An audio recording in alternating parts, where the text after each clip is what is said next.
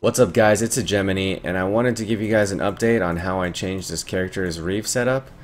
I got really sick and tired of having the heralds in my shield, so I ended up putting them in my helmet, and I was like, well, now that I have an extra link, what am I going to do with it?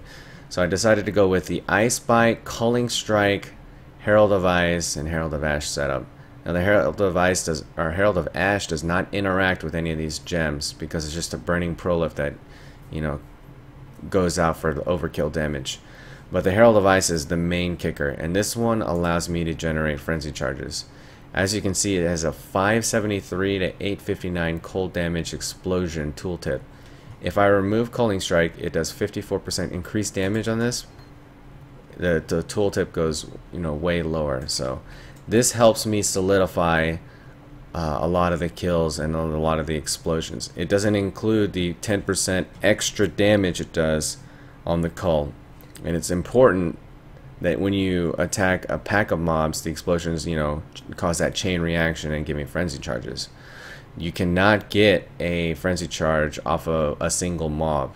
There needs to be neighboring mods, or but when you're clearing really fast, it's really good. It kind of rewards momentum based play. So yeah, ditching the Blood Dance boots, Whirling Blades, Blood Magic, Temp Chains, and Fast Attacks. It's still the same, but let's just take a quick look at the defense difference. With Blood Dance, I have 42, 46 HP. With the Series Step, I go to 44, 37. In addition, I get about 61, 37 evasion to about 1,000 evasion increase, and then the spell dodge just goes from 30 to 46. So now I'm at 40% chance to evade, 40% chance to dodge, 46% chance to dodge spells, and then we have 24% block, and my shield is poo-poo. I can get a lot of evasion. I honestly don't want to use an armor EV shield. I just want to use a pure evasion shield so that I can spec into really nice wheels, shield defenses, shield block, command of steel. This gives me 110% shield defenses with 4% block chance, and there's also another triple wheel that gives me 4 block and block recovery and 80 shield defenses. So having a good shield would go a long way if you get those wheels.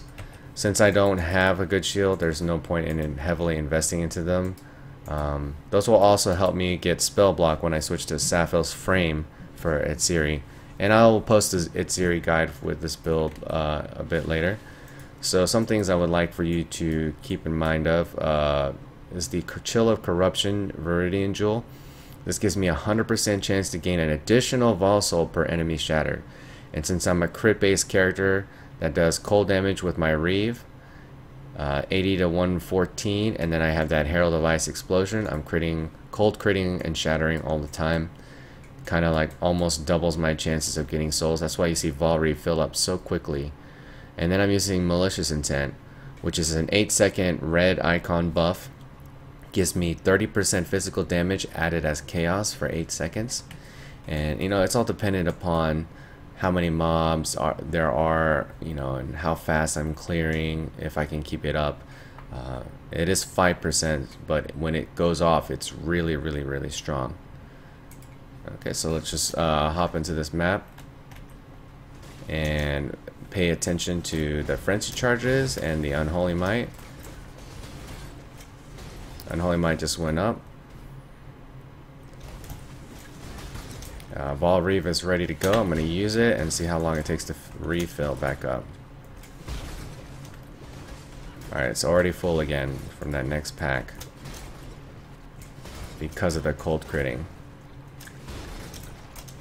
Alright, got a frenzy charge there. 2 frenzy charges there.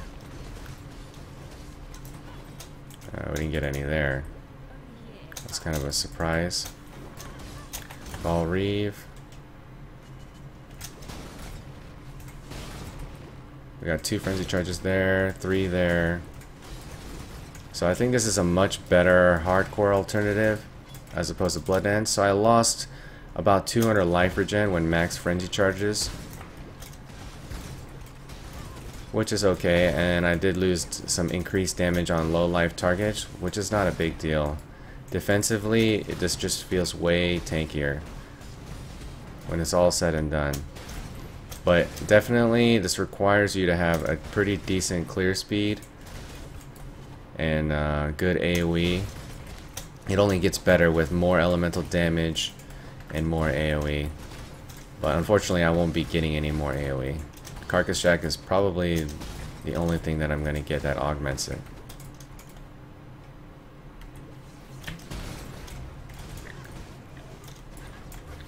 And this is the boss.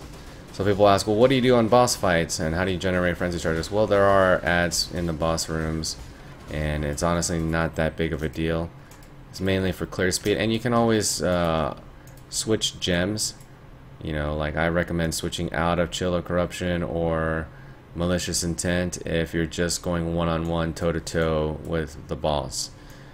Also, Power Charge on crit is much more reliable, or much more damage than crit damage when there's no other ads or nothing to feed off Curse on Hit, Assassin's Mark. But yeah, that's pretty much the update. The Atziri explanation and Atziri guide with this exact same build is coming. If you want to know more about this build, I've already discussed many of the elements of it in previous videos. I'll leave that in on the YouTube description below. If you like this video, feel free to hit the like and subscribe button, and I'll see you guys later.